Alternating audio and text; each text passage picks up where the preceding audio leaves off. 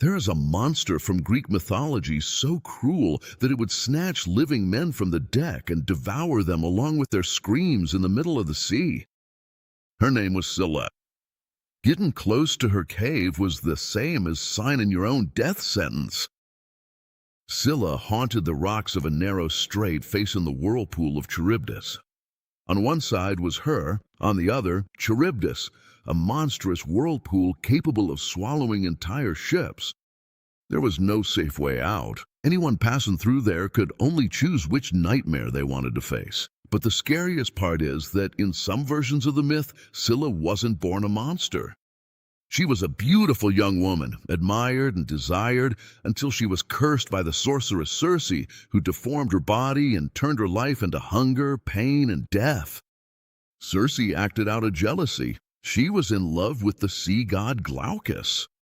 However, Glaucus loved Scylla.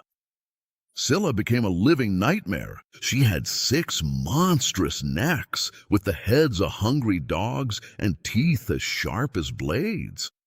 She would hide among the rocks, waiting in silence, ready to strike the very second her prey was too close to escape, and her attack was brutal. Scylla didn't sink ships. She did something worse. She lunged too quickly for any defense. She would lash her heads onto the ship and grab desperate sailors, one by one, dragging them all to a savage death. That's what happened to Odysseus. To avoid losing his entire ship to Charybdis, he decided to pass closer to Scylla and paid a heavy price for it. 6 men were snatched from the deck right before his eyes, with no chance of rescue. This is where the myth gets even more cruel. Scylla doesn't just represent a sea monster. She represents the impossible choice, the moment when there is no clean way out, no complete victory.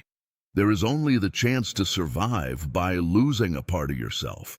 That's why Scylla has endured through the centuries as one of the most disturbing monsters in Greek mythology, because she is the fear hidden in the shadows, the horror that doesn't need to chase after you, because it knows that sooner or later you'll have to pass by her.